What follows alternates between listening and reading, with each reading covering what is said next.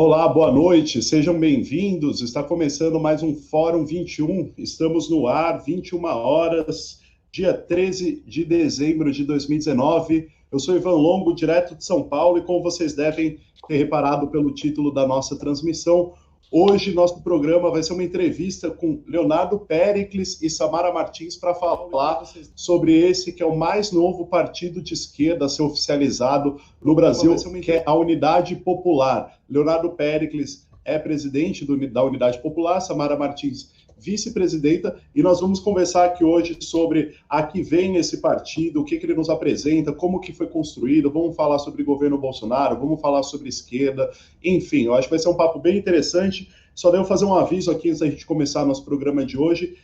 Esse programa está sendo gravado, portanto, eu não vou conseguir interagir com os internautas, se por acaso enviarem perguntas, muita gente manda boa noite, fala a cidade de onde está.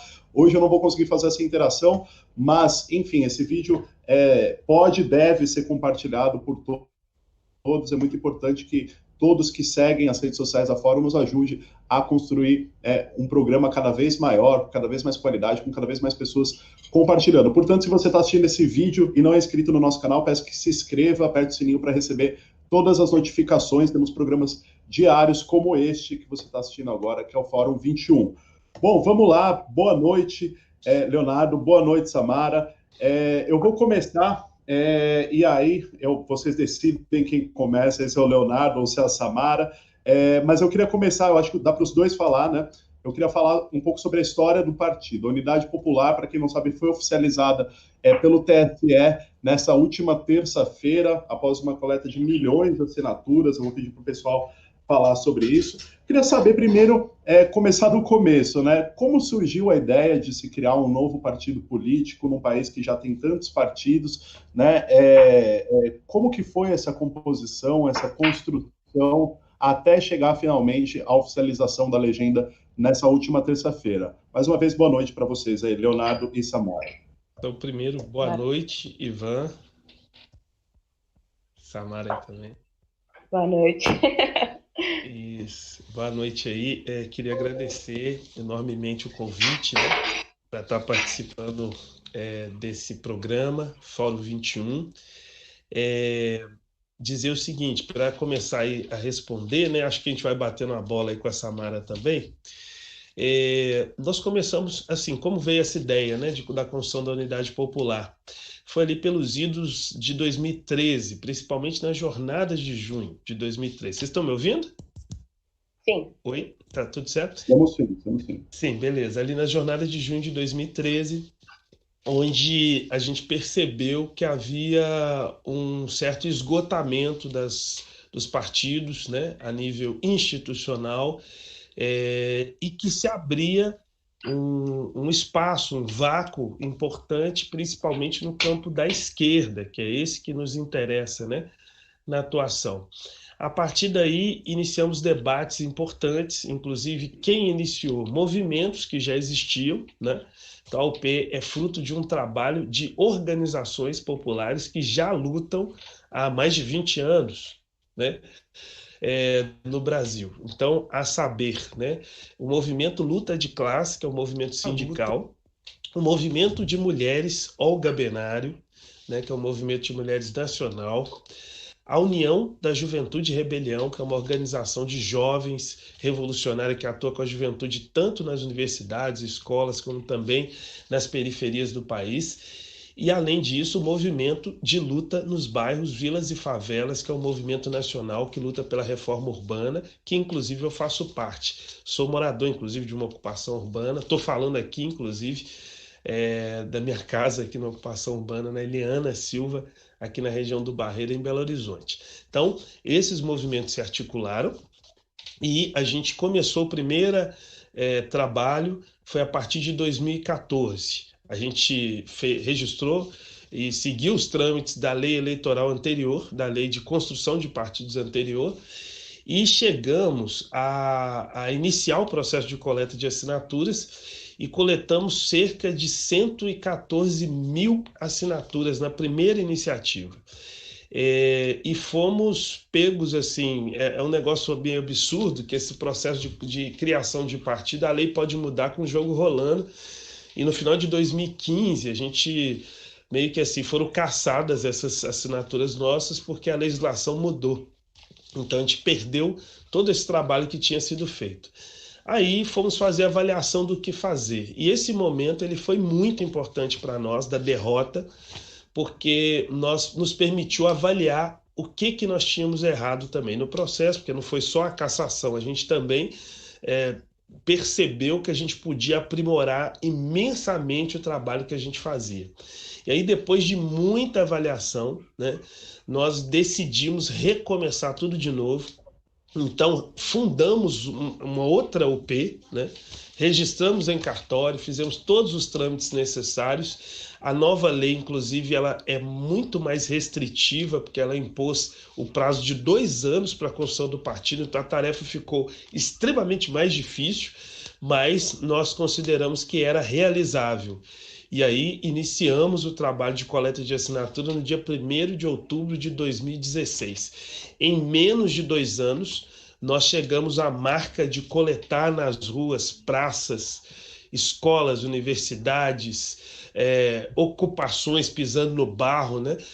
Fazendo esse trabalho de contato com o povo, vila, favela, em trens, metrôs, ônibus. Então nós fomos para onde o povo está, e conseguimos coletar mais de 1.200.000 assinaturas no país, sendo que 900.000 dessas a gente deu entrada nos cartórios eleitorais, e dessas cerca de 500.000 de assinaturas foram reconhecidas e que nos deu condição, isso aí bateu com o que a legislação exige.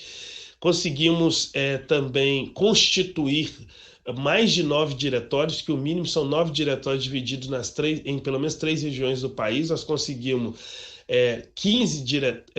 13 diretórios no primeiro momento, divididos nas 5 regiões do país, e com isso a gente deu entrada com pedido de registro eleitoral do partido junto ao TSE no final de julho, tramitou durante um tempo, né?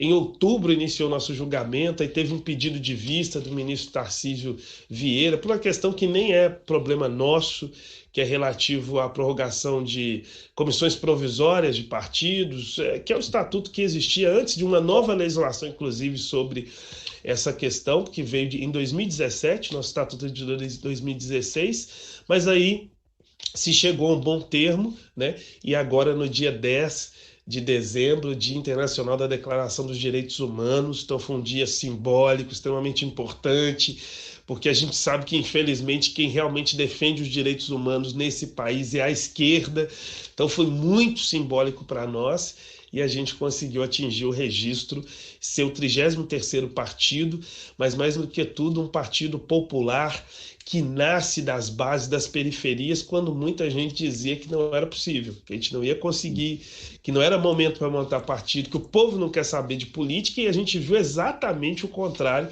quando a gente foi às ruas. E se não fosse, 2 questões para terminar. Primeiro, a grande disciplina, organização da nossa militância, principalmente da nossa juventude, que teve um papel determinante no processo para a gente chegar a essa marca, e também a vontade popular, que é mentira esse negócio de que o povo não quer debater política. Pelo contrário, é claro que não dá para, não podemos falar de todo mundo. Nós falamos da maioria das pessoas, elas querem alternativa, e a gente começou a ver com esse processo da UP. Bacana, Leonardo. Pode falar, Samara. Mas só para complementar isso, talvez tenha sido uma das coisas que a gente ouviu durante todo o processo de coletas de assinatura, que era justamente isso. Por que criar mais um partido? Se tem esse monte de partido no Brasil, para que vocês estão criando mais um? Ou por que vocês não se juntam aos outros partidos que já existem? Agora, com a repercussão da legalização da UP, várias matérias, né, saíram com esse mesmo sentido, é o 33º partido legalizado, muita gente questionando, mas para que mais um? Mas uma das coisas que fez a gente entrar nessa empreitada de criar um outro partido é justamente fazendo essa avaliação que vários dos partidos, inclusive de esquerda, abandonaram muitas das bandeiras que defendiam por conta de alianças com a própria direita ou, inclusive, para poder garantir a estruturação ou o financiamento do seu partido, de aceitar dinheiro de grandes empresas, dinheiro de banco, que era uma das coisas que a gente considera inadmissível, porque se você se alia financeiramente a essas instituições, politicamente você depois dá um retorno, né? Você se compromete politicamente. E uma das coisas que a gente nasceu querendo era ser independente politicamente e financeiramente. Tanto que o corre para poder conseguir essas assinaturas foi grande, porque nós não tínhamos dinheiro, né? O Léo falou agora, que está inclusive lá na Ocupação Eliana Silva, eu estou falando do conjunto habitacional Emanuel Bezerra, que também é um conjunto que foi construído pelo Movimento de Luta nos Bairros, Vilas e Favelas. Moro aqui no Rio Grande do Norte, nesse conjunto, Emanuel Bezerra. Então, foram com essas pessoas que não têm grana, com as pessoas mais pobres, das periferias, que a gente construiu esse partido, fazendo, às vezes, vaquinha para pagar a passagem de todo mundo para ir para os lugares. Então, uma das coisas que a gente fazia questão era de não ser esse tipo de partido que vende a sua política por conta de uma questão financeira. E, infelizmente, vários abandonaram suas bandeiras por conta disso, ou com acordos pela governabilidade, que a gente considera que não vale a pena esse tipo de governabilidade, se depois você tem que privilegiar os que já têm muito no nosso país.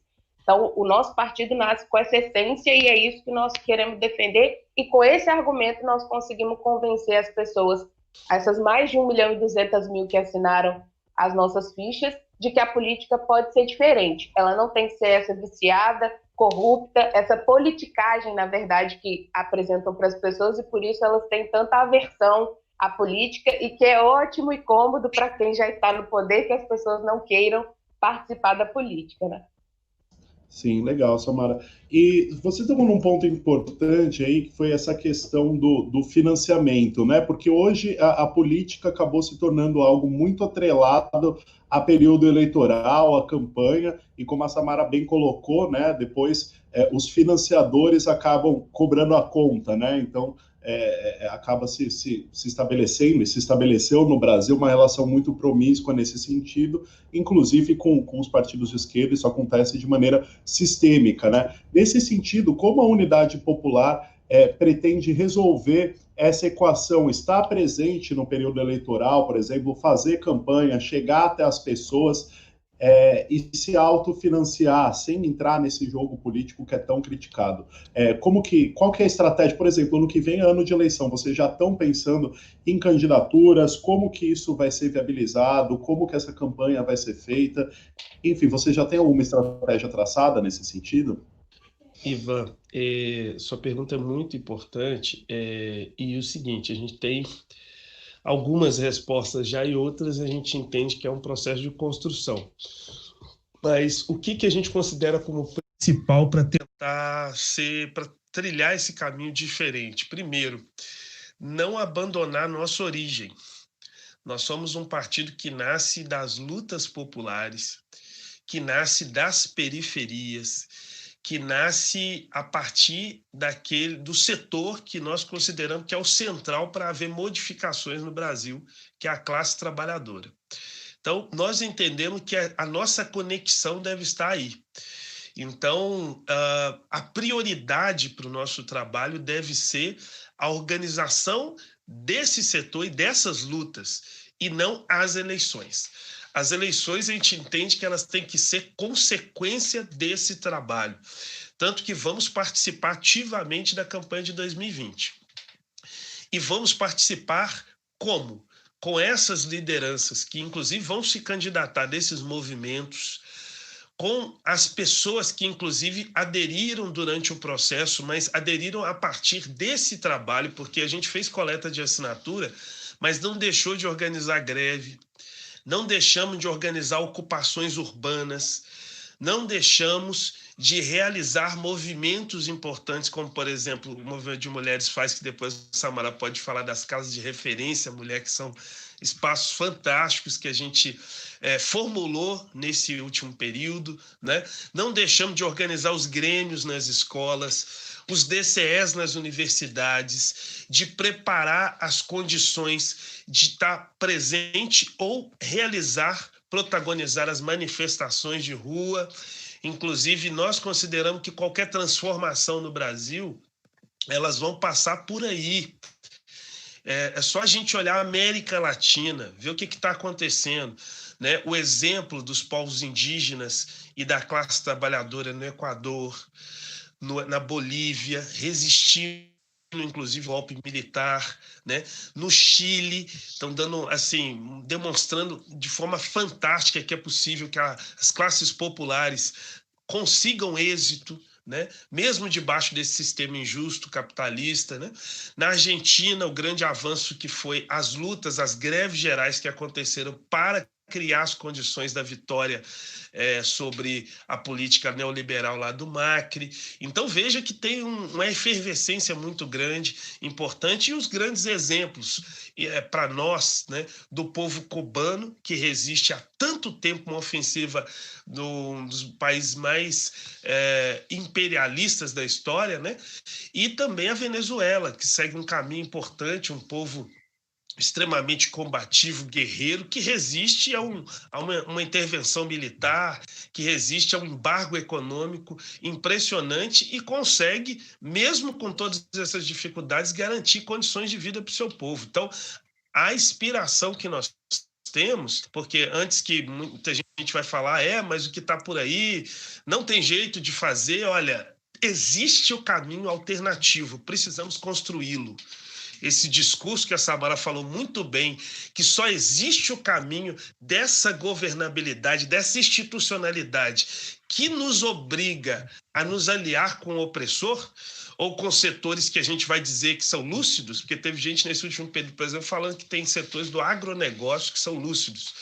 E nós entendemos que quem é o inimigo a ser combatido? Nós precisamos dizer isso para o povo.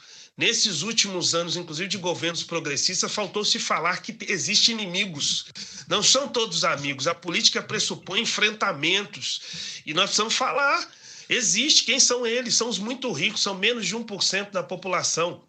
São os donos dos bancos, do agronegócio, né, das grandes empresas no Brasil. Trata-se do dono da Globo, da Record, da Band, da Vale do Rio Doce, do Bradesco, do Itaú, das grandes conglomerados. Esses são inimigos do povo, porque eles, no final das contas, é que mandam e desmandam no Brasil há 500 anos. São os privilegiados. São eles, inclusive, que ajudam, que no final das contas elegem a maioria dos prefeitos, dos vereadores, dos governadores, dos deputados e do presidente da República. E nós não podemos esquecer isso. A natureza desse Estado é um Estado capitalista, é um Estado burguês. Nós não podemos esquecer isso. E muitas vezes a gente vê setores da esquerda abandonando, esquecendo a origem dessa república no Brasil, né? Que eu queria falar depois. E aí, Samara também.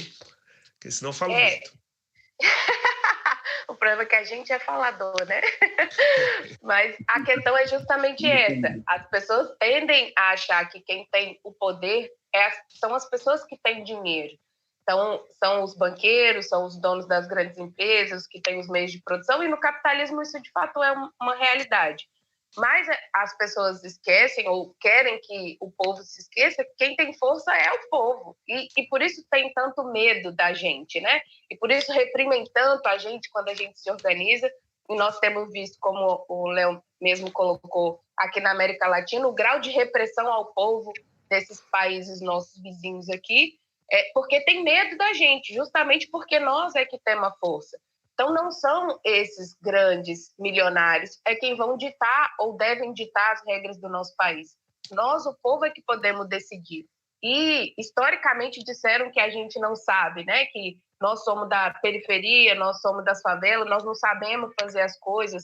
Os inteligentes estão apenas nas universidades ou são apenas esses que detêm o capital.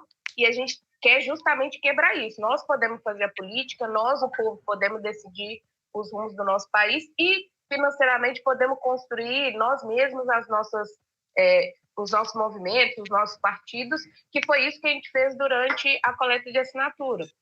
Então, nós fomos juntando o que tinha de cada um dos movimentos aliados, das pessoas próximas a gente, para poder fazer. E muitos, como o Léo falou, não acreditaram que seria possível a gente fazer isso, né? Sem fazer um acordinho, sem receber um dinheirinho ali, e nós conseguimos fazer. Então, uma prova de que é possível. E a nossa campanha tende a ser nesses mesmos modelos. Nós queremos estar nos mesmos lugares que nós estivemos, conversar com essas mesmas pessoas que a gente conversou e com mais do que essas, e que a gente se construa nos mesmos moldes que a gente se construiu. Isso que o Léo falou é perfeito. Nós temos que nos avaliar para ver o que a gente precisa mudar ainda, mas a nossa linha é mais ou menos essa. Nós vamos fazer no modelo do que a gente construiu até agora, nos mesmos lugares que a gente construiu até agora, com as mesmas pessoas, e o nosso financiamento deve vir dessas pessoas, porque o povo tem a força, o povo tem o poder de fato. E se quiser transformar, transforma, que é o que a gente tem visto com esses últimos levantes.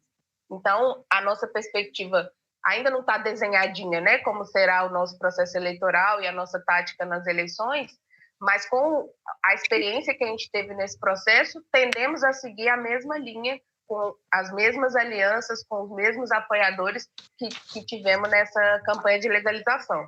Então, a nossa construção financeira, que aí muita gente diz, né? Vocês vão chegar lá e vão mudar, vocês vão chegar lá e vão se corromper. Nós, inclusive, discutimos com todos os nossos companheiros que já se ficaram e os que estão se aproximando, que a UP tem como princípio justamente isso, de não se vender e não se aliar a esses setores, porque a nossa independência política também vem dessa independência financeira. Então, tendemos nas eleições a seguir os mesmos moldes do que a gente fez. Isso. Bacana. E vocês, não sei se vocês já têm isso traçado, se conseguem adiantar, mas vocês vão ter, nessa eleição do ano que vem, candidatos a cargo majoritário, que no caso é prefeito agora, ou vocês vão ter candidatos apenas a vereador? Enfim, já tem alguns nomes, algumas lideranças estabelecidas para esse próximo pleito eleitoral? Ivan, essa parte é bem importante lembrar que esses 2 anos intensos, né, de coleta de assinaturas, somado com mais 1 ano para chegar às condições da votação no TSE, a nossa concentração foi 2 anos coletar assinaturas, nesse 1 ano registrar o P.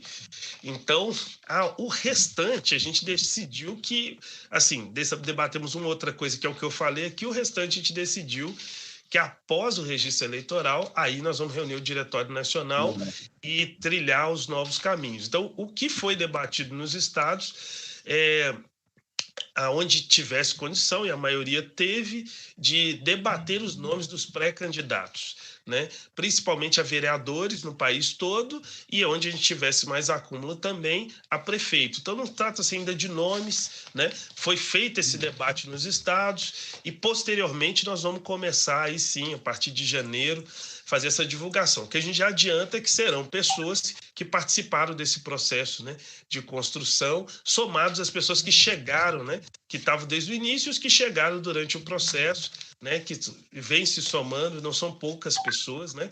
O partido vem crescendo muito, com o anúncio do registro, inclusive, nós crescemos muito no Brasil, estamos, inclusive, muitos contatos, inclusive, a gente saiu de 15 estados no início do processo para 22 hoje, e estamos trabalhando para chegar nos 27 estados da federação em pouco tempo. Então, esse é o fruto do trabalho, né, que nós conseguimos fazer até aqui. Bacana. E, bom, eu queria agora partir com vocês para uma análise, para também explorar o que pensa o partido, a Unidade Popular, a respeito, e quais os caminhos que vocês imaginam. Bom, a minha curiosidade é saber qual a análise de vocês, qual o diagnóstico que vocês colocam para explicar o que aconteceu nos últimos anos para chegarmos até a situação que estamos agora, que é a seguinte situação do presidente Jair Bolsonaro, um presidente com discursos claramente fascistas, parece que se abriu uma tampa de esgoto no Brasil, né, que estamos vendo coisas que víamos, às vezes, numa intensidade um pouco menor, mas muitos não imaginavam ao nível que iria chegar. Enfim, qual a análise que vocês fazem? Como chegamos até aqui, né, a um ponto de termos um presidente que exalta ditaduras, por exemplo, e muita gente apoia, né? Não só aí falando do ponto de vista econômico, porque ele segue uma cartilha neoliberal que já vinha seguindo já vinha sendo seguida por outros governos, mas aí falando do aspecto simbólico, né? Como que a gente chegou até aqui, né, com pessoas apoiando exaltadores de ditaduras, apoiando essa série de opressões, como uma pessoa assim virou presidente do país, e como vocês da Unidade Popular enxergam, ou qual o caminho que vocês traçariam para superar o bolsonarismo, superar esse momento que a gente está vivendo. Porque, como vocês falaram, a Unidade Popular surge para preencher alguns flancos que a esquerda que hoje está posta talvez não esteja preenchendo, né? Então, nesse sentido, o que a Unidade Popular propõe que a nossa atual oposição talvez não esteja conseguindo ou não esteja propondo? Ivan, eu queria só voltar um pouquinho no passado para a gente poder falar dessa realidade do governo Bolsonaro. Primeiro, nós precisamos lembrar a história do Brasil, que nós tivemos um país com quase 400 anos de escravidão. O que isso vai ter a ver, né? Isso cria uma chaga, uma herança maldita para o nosso Brasil que nunca foi reparada, né? Quando fala se existe racismo no Brasil, as pessoas estão desconsiderando a história. Quem falar isso está desconsiderando a história do Brasil. Foi até votada a lei, né, em 1850 para impedir o povo negro, categoricamente impedir o povo negro de ter acesso à terra, né? Quando se fez a abolição, foi uma abolição formal. Até a República, quando foi feita, ela foi feita por esses senhores de escravos, né, pelas classes dominantes do período, que convenientemente, por forma extremamente oportunista, se tornaram republicana da noite para o dia, feita num golpe militar. Que relação será que tem com esse momento agora, né? A República foi feita em cima de um golpe militar. E é importante lembrar que sem reparação nenhuma desse processo, que continua, então a maioria da classe trabalhadora, inclusive sempre que ela tentou ter papel protagonista no Brasil, teve nesses quase 400 anos de escravidão, da colônia, de império, e também na República, sempre que foi tentar ter papel protagonista, foi reprimida com extrema violência. Então, nós somos marcados por períodos de golpe, sempre as Forças Armadas com papel nos bastidores, né? Sempre para impor limites, sempre a serviço, inclusive, do imperialismo norte-americano, em conexão com essas classes dominantes que nós precisamos lembrar, que uma das heranças malditas é que elas carregam uma característica extremamente racista, escravocrata, autoritárias ao extremo, patriarcais, ou seja, não admitem as mulheres participando do processo, né, de poder no Brasil, e são extremamente ricas e antipovo, não admitem o povo no poder. Então, veja as características desses últimos anos. E onde eu quero chegar também, mesmo com os governos progressistas, populares, a partir da vitória importante das forças populares de 2002 para frente, nós precisamos lembrar que foram governos que tiveram avanços muito importantes, né, mas ao mesmo tempo pautados na conciliação de classes. E por que eu estou falando dessa questão? Que eu acho que isso é um ponto muito importante para a esquerda nesses próximos anos. Porque uma das medidas que era fundamental ser feita no Brasil, assim como foi feita nos outros países que nos chamam de radical, que foi feita nos outros países da América Latina, é a punição aos torturadores do período da ditadura, chamada justiça de transição. Esses caras torturaram, estupraram, assassinaram pessoas, ocultaram cadáveres. Quem fez isso? Quem comandou isso? Além do Departamento de Estado norte-americano, generais do Exército Brasileiro, das Forças Armadas, da Marinha, da Aeronáutica, se utilizaram do Estado para massacrar a sua oposição, né? Matar milhares de pessoas, porque tem os presos políticos, 400 e poucos, e muitos presos políticos, mas nós precisamos lembrar, estender isso, porque a Comissão da Verdade mostrou que são mais de 2.000 camponeses, mais de 8.000 indígenas, até onde conseguiu chegar. Então é uma ditadura extremamente sanguinária que matou milhares de pessoas, que torturou outros milhares, que reprimiu milhões de pessoas, que calou a voz do Brasil, e não houve um processo de transição, uma justiça de transição séria que punisse esses torturadores. Gente, vocês que estão nos assistindo aqui, é impossível pensar em um presidente da República fazer apologia à tortura no Chile. falar disso, mesmo da direita, não tem coragem de falar um negócio desse. No Uruguai, entendeu? Na Argentina, onde inclusive generais foram colocados na cadeia. E aqui no Brasil, essa impunidade do passado, ela tem tudo a ver com o que nós estamos vivendo nesse último período, porque a juventude negra e pobre que é massacrada hoje, se os caras fizeram o que fizeram, não aconteceu nada, por que vai acontecer se eles matar um menino preto pobre da periferia? O que a polícia militar faz hoje. Isso que fez em Paraisópolis, isso que fez com a menina Ágata, isso que faz todos os dias com o menino Café, aqui no nosso bairro, inclusive, que tomou um tiro nas costas e foi eliminado pela polícia, e o argumento da policial é que ele estava ele oferecia perigo para ela de costa. Então, assim, é muito grave a situação que nós estamos vivendo.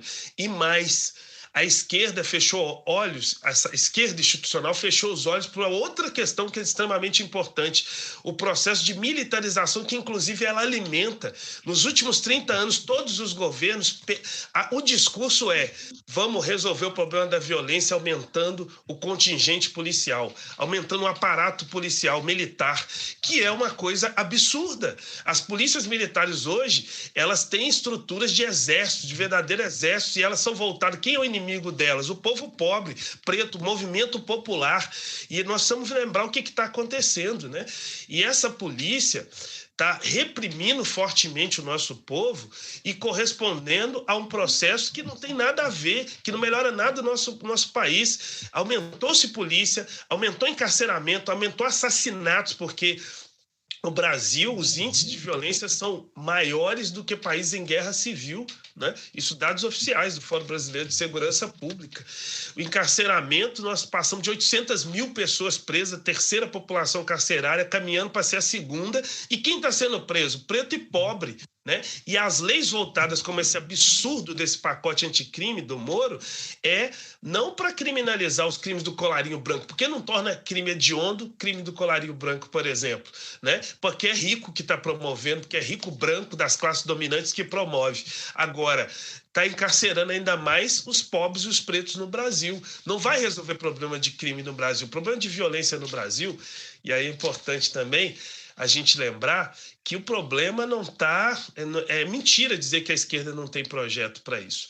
Nós temos um projeto histórico, que é investimento em saúde, em educação, em emprego, em moradia, né? Isso que vai resolver o problema da violência no país, né? E o discurso que está sendo feito hoje é exatamente o contrário, inclusive um discurso de fracasso e um projeto de fracasso, que a política econômica implementada pelo Paulo Guedes e do Bolsonaro, ela é para continuar essa ótica da reforma trabalhista que diziam que ia diminuir o desemprego e aumentou, e a reforma da Previdência e as medidas que estão sendo colocadas, elas vão continuar prejudicando, impedindo o nosso povo pobre trabalhador de se aposentar e aumentando ainda mais os problemas sociais, que é isso que está acontecendo em curso.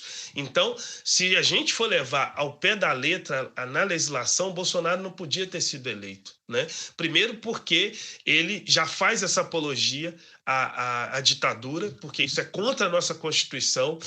Depois é que foi eleito em cima de um processo de intervenção direta do Departamento de Estado norte-americano, com contratação de mensagens, inclusive fora do país, de disparo de mensagens no WhatsApp, como foi comprovado em matérias na grande imprensa nesse último período, né? E inclusive fizeram um processo absurdo, né? Inclusive com intervenção no judiciário para poder, inclusive, tirar da jogada, com todas as críticas que nós temos, o cara que estava na frente das pesquisas, né? Então, né, é um absurdo que aconteceu e se implementou a continuidade do golpe, que já vem desde 2015, que se tirou a presidenta, que também nós tínhamos muita crítica, mas foi tirada sem ter cometido crime. Inclusive, se admitiu isso depois e se manteve a situação como estava. Então, a gente está vivendo um processo de acirramento da luta de classe no mundo afora e que está se reproduzindo aqui com o domínio dessas classes dominantes que eu falei, e elas tiveram espaço nesses últimos anos, é importante lembrar disso. Então faltou-se essa discussão e a mobilização, a conscientização e a mobilização popular para enfrentar. E aí Vejamos por que eu falei da Venezuela para terminar. Porque veja que lá o enfrentamento também aconteceu como aqui. Inclusive, eu acho que lá foi 100 vezes pior do que daqui. A intervenção dos Estados Unidos para tentar derrubar o governo da Venezuela foi muito maior. E o que aconteceu? Estão lá de pé e lutando. Por quê? Porque mobilizaram o seu povo. Porque tem milhões e milhões de pessoas do povo que entendem por que tem que ter um governo de esquerda no poder e garantem isso com mobilização popular, né? Isso é o determinante que não foi feito aqui no Brasil. Então isso é um dos erros graves quando se diz que não tem que fazer autocrítica, tá bom. Quem acha que é assim, mantenha-se desse jeito. Mas nós consideramos que é central rearticular essa aliança com o povo. E eu não estou falando só de aliança eleitoral, eu estou falando de ter apoio de milhões de pessoas para ir aonde a gente for.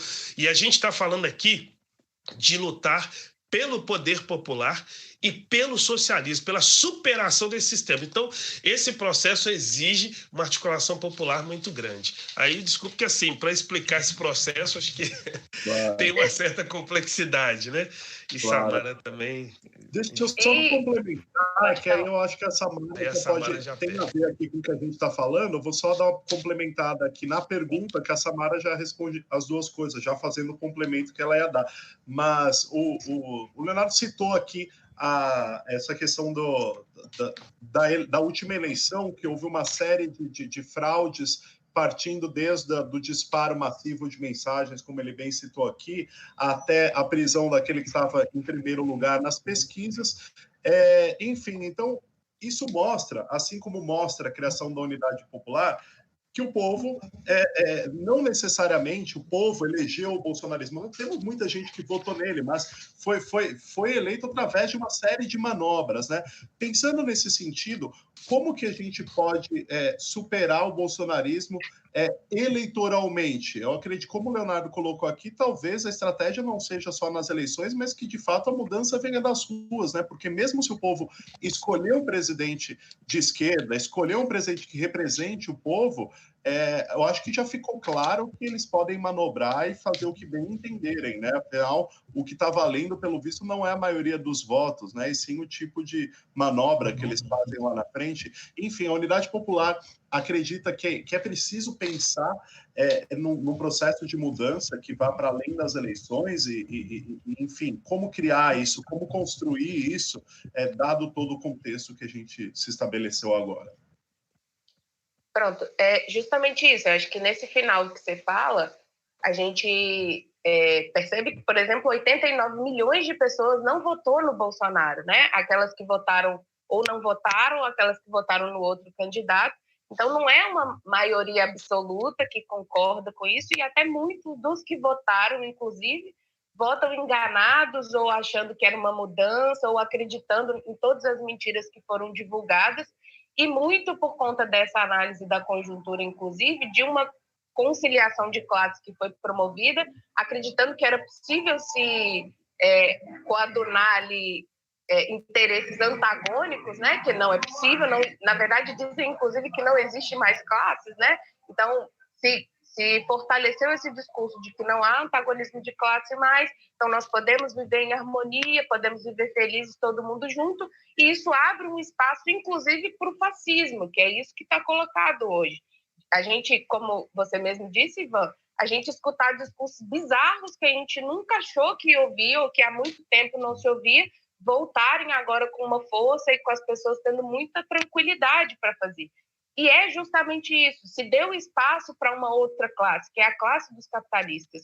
E os capitalistas, eles se nutrem justamente da opressão, porque é uma forma de explorar mais. Então, se nutrem do racismo, e se nutrem do machismo, se nutrem da LGBTfobia para explorar mais. Porque o que é um presidente que diz que nós, mulheres, por exemplo, temos que receber menos porque a gente engravida?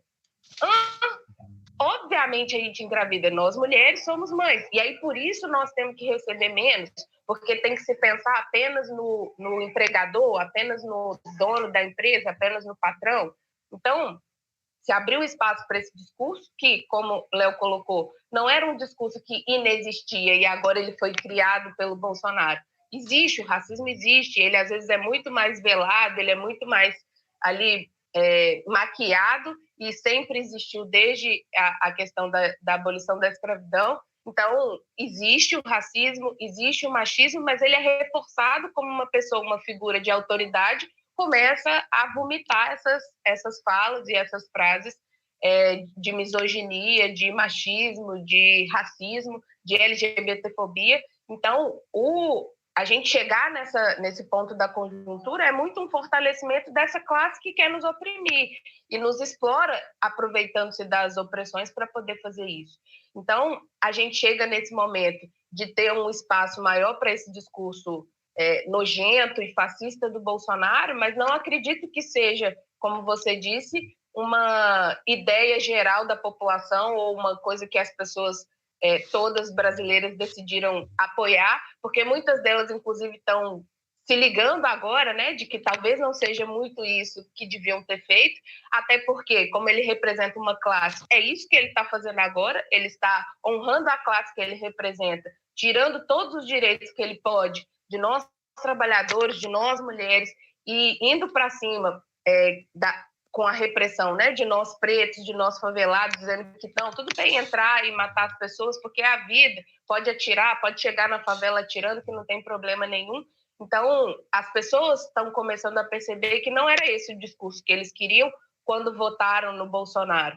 E nós queremos, inclusive, discutir com essas, tanto que depois das eleições, nós fomos para a rua para discutir exatamente isso com as pessoas, de por que 89 milhões não votaram e por que você não deveria ter votado. E inclusive, a gente achou que ia ter um rechaço muito grande, mas nem foi esse o esperado. As pessoas, inclusive, concordavam com o que a gente colocava, mas diziam, não, mas vamos ver o que ele vai fazer. E está claro agora, depois de tão pouco tempo do governo dele, o que ele vai fazer. E se aproveita, como o Léo disse, de uma falta, inclusive, da nossa memória histórica, né?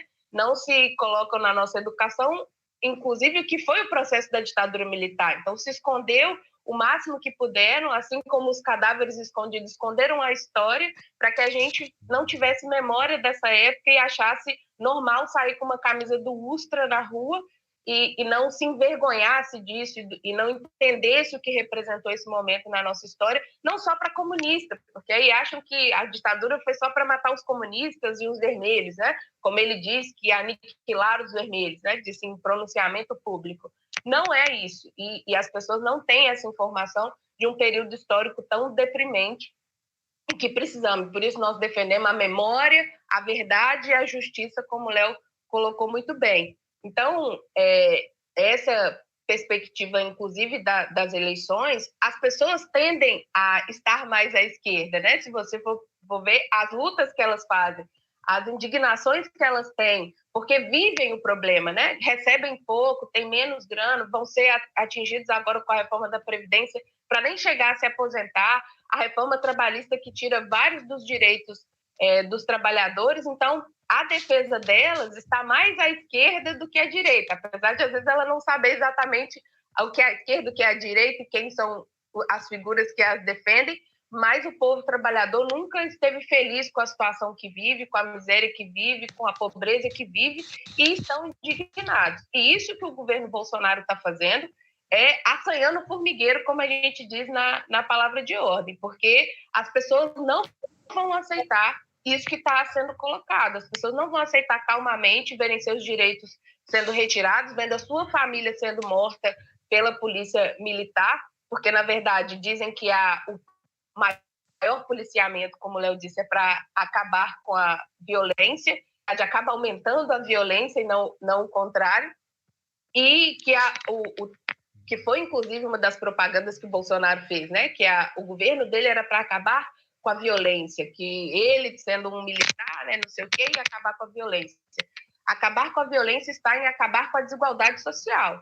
Se a gente não acaba com a desigualdade social, nós vamos aumentar a violência. E na medida que nós temos menos direito, menos condições de se manter, a violência tende a aumentar e não o contrário. E aí pode botar 1 milhão de polícia que não vai conseguir controlar isso. Então, é justamente o caminho inverso, como o Léo colocou. O investimento tem que ser em outros setores e não nesse policiamento, inclusive um policiamento racista e fascista, como a gente tem assistido nesses últimos períodos.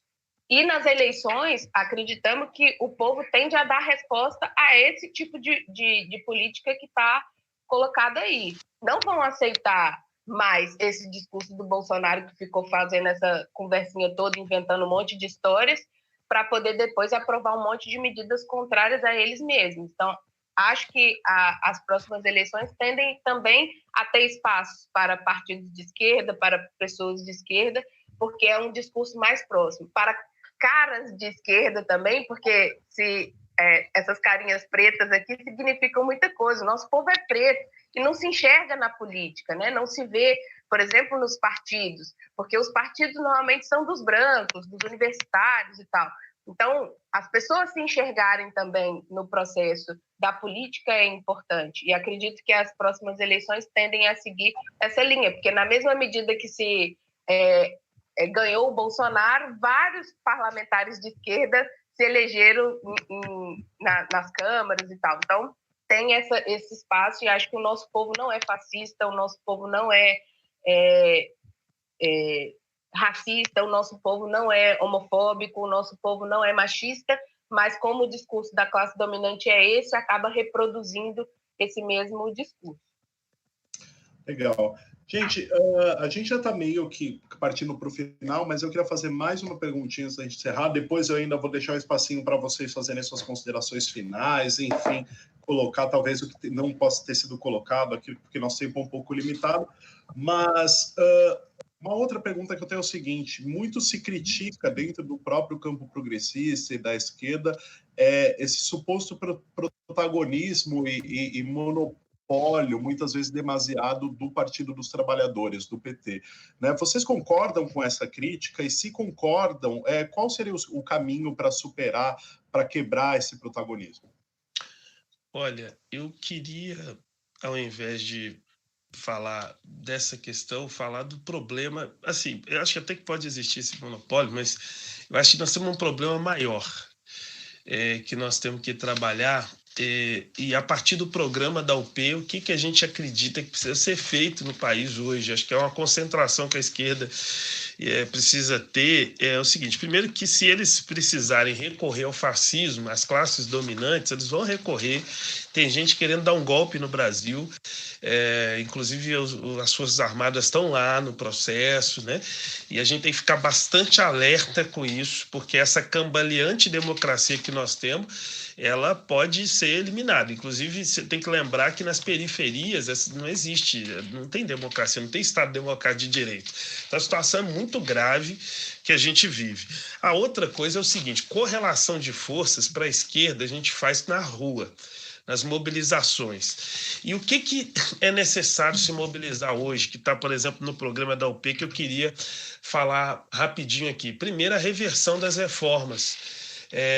Nós não podemos admitir como essa luta está perdida. A reforma trabalhista no governo Temer, a reforma da Previdência, são lutas que continuam. Eu acho que eles aprovaram contra a vontade do povo, que a maioria era contra essas reformas, e nós temos que continuar a luta, né? Outra questão que a gente vê como extremamente importante é a suspensão e consequente auditoria da dívida pública. Eu estou falando aqui, Ivan, porque tem gente na esquerda que coloca isso em segundo plano, né? Fala que isso não é o problema central na economia. E olha, são bilhões e bilhões que são pagos de juros e amortizações de uma dívida que já foi paga várias vezes por vários estudiosos sérios, e o grupo mais sério que existe no Brasil é a Auditoria Cidadã da Dívida. Queria inclusive mandar um abração para Maria Lúcia Fatorelli, que é uma grande referência para a gente, e nos mostram que a dívida pública no Brasil, ela já foi paga, e a gente, na verdade, esses que nos devem, né? Esse capital financeiro nacional e internacional é que nos deve. Mas para quem tem dúvida, é mais um motivo para ter auditoria, porque até os dados oficiais falam de 327 bilhões gastos só esse ano. Isso é dado oficial. Agora, os dados que a gente levanta, que a Auditoria Cidadã levanta a partir dos dados que o Tesouro fornece no Brasil, né, a gente vê que é pelo menos 4 vezes, mais de R$1 trilhão gastos com juros e amortização. E eu estou falando com isso porque o discurso dessa crise, nesse período de crise provocada, porque é uma crise das classes dominantes, que é jogada nas costas de nós trabalhadores e trabalhadoras, e como eles jogam isso? Cortando verba das áreas sociais. Lembre-se da PEC dos gastos, né?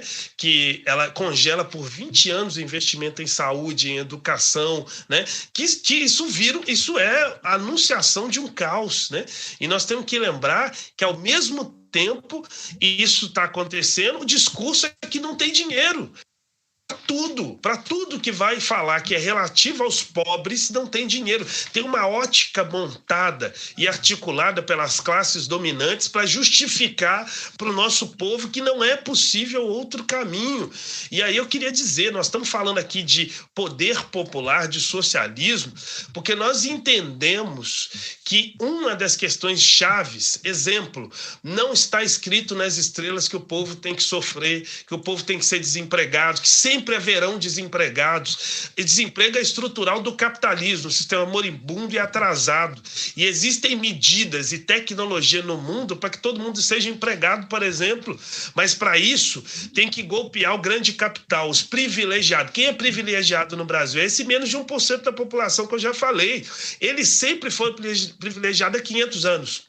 Está na hora de inverter o privilégio. Nunca o nosso povo foi privilegiado no Brasil. Nunca a classe trabalhadora foi privilegiada no Brasil.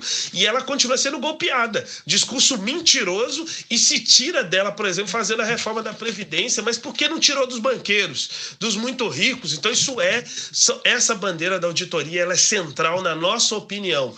E siga quem quiser. Nós convocamos o povo para mostrar para a classe trabalhadora, para o nosso povo, quem é o inimigo, qual é o problema central que nós temos que atacar e quebrar. Quem ficou indignado com a corrupção, que é um absurdo mesmo, nós de esquerda temos que ser contra a corrupção, porque a esquerda de verdade não rouba para poder se organizar, como a maioria do povo não rouba, luta, né, se organiza, trabalha para poder ter seus direitos. Mas eu estou falando isso porque quem ficou indignado com a questão da corrupção, imagine quando souber essa questão da dívida pública, que é 100 mil vezes pior, né? Então isso são questões que a gente considera centrais nesse próximo período. A reestatização das empresas que foram privatizadas, né? Lembre-se, o que significa privatização? Morte. A Vale é um exemplo. Eu estou em Minas Gerais, estou aqui pertinho de Brumadinho e Mariana. E é importante lembrar, os caras fizeram isso. Aquilo foi premeditado, que ia estourar aquelas barragens, que ia matar gente. Sabe o que aconteceu com a Vale? As ações dela no mercado internacional cresceram, porque a oferta de minério diminuiu. Minas Gerais é central para nível internacional. Se parou a produção aqui, diminuiu a oferta de minério no nível internacional e as ações deles cresceram. Eles ganharam dinheiro com a morte, com o massacre de centenas de pessoas. Imagina a vida dessas famílias agora, quando a Vale era pública, além dos recursos se voltarem para o nosso povo, para o Estado brasileiro, para o nosso povo, não acontecia um negócio desse. Só tem que o que rola com a privatização? O lucro passa a estar acima da vida. Então nós temos que condenar, não é só lutar contra a privatização do patrimônio que ainda resta público, mas lutar pela reestatização, que é um outro erro que a gente acha que os governos progressistas deviam ter feito. Tem legislação para ir lá e tomar Vale de volta para o Estado brasileiro com um crime desse. E esse Bolsonaro, você vê claramente que é um cara contra o povo. O que ele fez? Qual o compromisso que ele tem, então, com essas mineradoras? Por que não reestatizou a Vale do Rio Doce, né, para voltar a ser Vale do Rio Doce? Então é muito grave o preço das contas de água, de luz que a gente paga, né? A nossa soberania está ameaçada permanentemente, e acho que essas são discussões centrais. Quer resolver o problema do Brasil, mexe nisso, quebra as classes dominantes, vai para cima delas, porque é isso que vai resolver, né? E falta, porque nessa esquerda institucional falta esse enfrentamento, pô. E o nosso povo, é mentira que não quer lutar, é mentira que o nosso povo é burro, porque mesmo quem votou no Bolsonaro achou que era transformação. Foi esse o discurso, era mudança, era contra tudo que está aí. E o que é esse tudo que está aí? Na verdade, é contra o povo que está aí, é isso que o Bolsonaro está fazendo. E, por fim, a luta pelo fora Bolsonaro, né? Pelo colocar abaixo esse governo Bolsonaro ilegítimo. Nós temos que ir para a rua, né? Mobilizar milhões de pessoas, porque é um absurdo isso que está acontecendo, esse escárnio, esses crimes ambientais que estão acontecendo, e o governo alimenta, matando o nosso povo indígena. Agora manda a Força Nacional lá, sendo que as pessoas os indígenas estão sendo assassinados justamente pelo discurso, que o comando central desse discurso vem do presidente da República. Então, esses absurdos vão continuar mantendo esses fascistas no poder. O Estado brasileiro não é fascista ainda, mas eles querem que seja. Estão trabalhando por isso, mas vão precisar combinar com a classe trabalhadora. E se tem uma coisa que o nosso povo também tem uma característica muito importante, é não suportar as tiranias, não aceitá-las. E lembrar que o Brasil, inclusive, é signatário de acordos, inclusive, internacionais, de uma legislação internacional que prevê, inclusive, o direito de insurgência dos povos. Então, não estou falando aqui de bobagem. Frente à tirania, cabe a revolta, a insurreição, a mobilização. E nós temos que fazer isso, ir para a rua, nos mobilizar para impedir que esse retrocesso impressionante aconteça no país e criar as condições para a gente ter estrutura suficiente, popular, articulada e organizada para que não seja possível que eles retornem, né, ao poder. Acho que a gente trata da esquerda articular as condições desse grande e poderoso movimento popular que chegará ao poder no Brasil, sem dúvida nenhuma. E sobre essa... Não, pode falar. Não, Samara, pode falar. Estava justamente... E sobre isso que você perguntou, inclusive desse monopólio do PT, a gente entende que, por exemplo, o PT ele conseguiu uma grande massa, né, uma grande população defendendo o seu partido, defendendo o próprio presidente, justamente porque, historicamente, esteve aliado às suas bases, nas lutas, nas greves, só que se perdeu no meio do caminho, se institucionalizando e seguindo uma agenda liberal. Porque, por exemplo, grande parte do discurso do próprio governo Bolsonaro agora foi um antipetismo. Tipo, tem que votar em qualquer coisa que não seja o PT.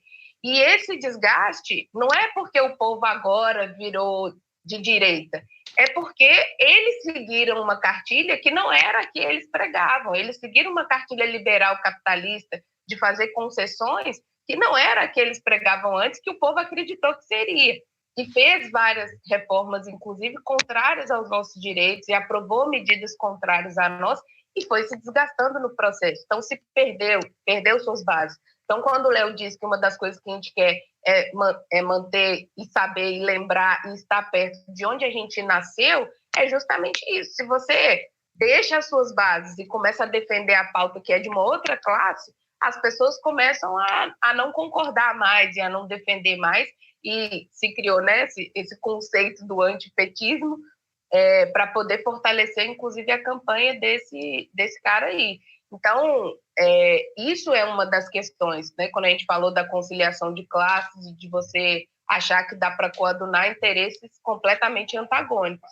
E uma das coisas, inclusive, que a gente defende, que o próprio PT defendeu durante muitos anos, mas que não fez, é a reforma agrária. Por que não fazer a reforma agrária? Para poder defender o agronegócio, esse agronegócio lúcido, que está matando o povo no campo, inclusive, está tendo guerra no campo. É todo dia uma notícia de que morreu um camponês ou os indígenas propriamente dito lá defendendo as suas terras. Então, no campo, no norte do nosso país, é guerra que está acontecendo. Então, estão matando as pessoas para defender terra. E aí a terra é mais importante que a vida das pessoas.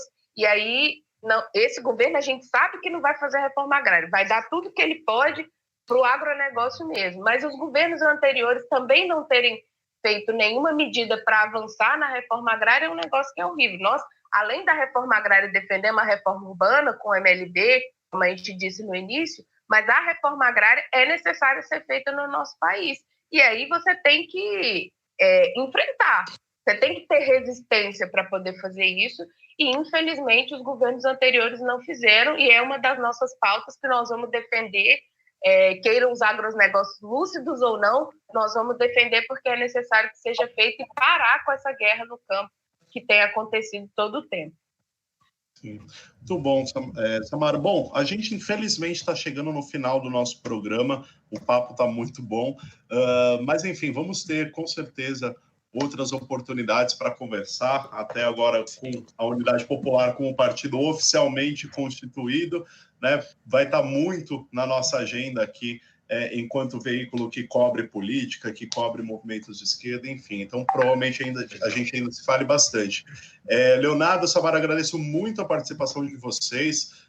Parabenizo aí vocês também pela criação do partido, nos dá mais um pouquinho de esperança aí, meio tudo que acontece, né? Ver gente se organizando, ver ideias sendo construídas e concretizadas. Muito bom. Eu vou ficar na torcida para que o partido só cresça e a gente segue cobrindo aqui pautas de direitos humanos, de política, de movimentos sociais, sempre muito atento a tudo que está acontecendo. A gente fala numa próxima vez, agradeço a participação e vou deixar, e a Samara está levantando o dedo aqui, eu vou deixar esses minutos finais para vocês fazerem suas considerações finais, aí, se despedir do pessoal. Enfim, tá com vocês, né? Leonardo e Samara.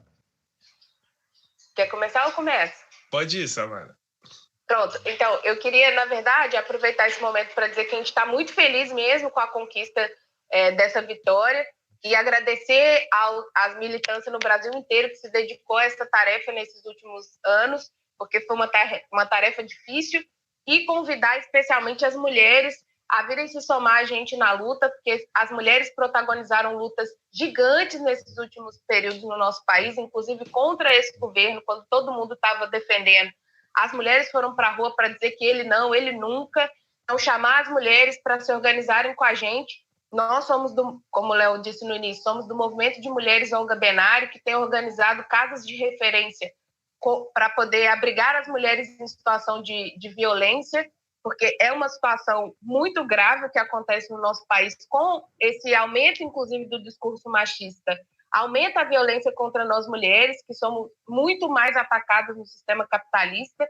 Então, nós temos nossa casa de referência, que é a Casa Tina Martins, a Helenira Preta, as Mulheres Mirabal, e a nossa tendência é construir essas casas e aglutinar mais mulheres para essa luta contra a violência, contra o patriarcado, contra o machismo, e convidamos as mulheres a se somarem com a gente na Unidade Popular. Nós não somos só uma cota no partido, porque está na lei. Inclusive, grande parte dos nossos estados tem presidentas estaduais. Então, chega aqui com a gente, que nós precisamos fazer essa luta, precisamos das mulheres para poder construir o poder popular no nosso país. Sem as mulheres, nós não faremos isso. Somos a maioria da população, somos a maioria das trabalhadoras. Então, é muito importante que as mulheres estejam na política, sim, e não por cotas, como querem fazer só os direitores, botar elas lá só para poder dizer que tem, mas que elas não sejam atuantes. Nós queremos mulheres atuantes, mulheres dirigentes, mulheres de luta, como mostrou toda a nossa força nesse último período. Muito obrigada a todo mundo que ajudou a gente a chegar aqui. Com certeza vão ouvir falar muito da gente aí nessas lutas, que é na rua que nós vamos nos encontrar de fato. Beleza. E eu, assim, inclusive, agradecer muito a revista Fórum, né, pelo espaço aqui para a gente poder estar falando. Dizer rapidamente que assim, é uma mentira de que o povo não quer debater socialismo, poder popular, porque nós fizemos essa campanha toda de coleta de assinaturas fazendo e falando sobre isso. Eu acho que trata-se da gente ir para os espaços onde está o povo e debater com tranquilidade, mas apresentar que existe alternativa ao capitalismo.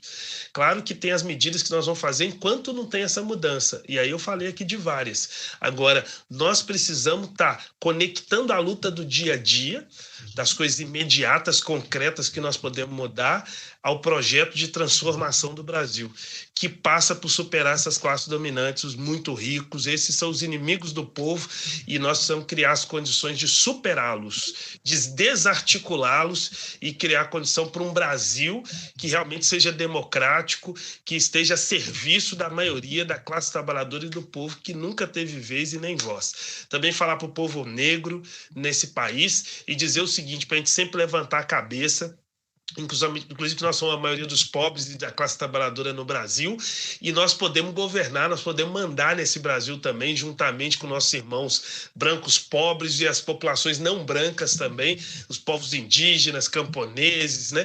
Enfim, nós temos uma diversidade impressionante no Brasil, e essa imensa diversidade que representa a maioria do nosso povo, ela precisa ter direito a mandar no Brasil. No Brasil rico desse jeito, segundo o maior produtor de carne, o povo não tem como comer. O que é produzido de melhor, o café, as frutas, vai tudo para fora, para a Europa, para os Estados Unidos, não vai para o nosso povo. Como é que pode? Nós não podemos admitir isso, e a UP existe para modificar essa situação, inclusive ser um instrumento que ajuda ainda mais as nossas lutas crescerem e se ampliarem imensamente nesse Brasil. A UP é um instrumento da classe pobre, trabalhadora, para superar esse sistema capitalista. Então, forte abraço, muito obrigado aqui pelo espaço. Um preto pobre de periferia está falando aqui, agora presidente nacional de um partido, para a gente é muito importante, né? E sigamos juntos até a vitória, com muita luta. Vamos fazer muita greve, manifestação, ocupação. É desse jeito que nós vamos mudar principalmente o Brasil, e 2020 estamos também no processo eleitoral. Valeu. Legal. Muito bom, Leonardo. Muito bom, Samara. A gente vai ficando por aqui. A Fórum segue à disposição aí da Unidade Popular. A gente vai estar de olho em tudo que estiver acontecendo, envolvendo vocês, a esquerda e todos os movimentos sociais. Como sempre, o Fórum 21 volta na próxima segunda-feira, sempre a partir das 21, aqui no YouTube. Se você assistiu esse programa e não é nosso assinante, nosso sócio, assine nosso canal no YouTube, se inscreva, aperte o sininho, assim você não perde nenhum dos programas, entrevistas e análises que a gente faz aqui nesse canal. Obrigado novamente, Leonardo, Samara, até segunda. Valeu, pessoal. Tchau, tchau. Valeu, Ivan. Tchau, tchau.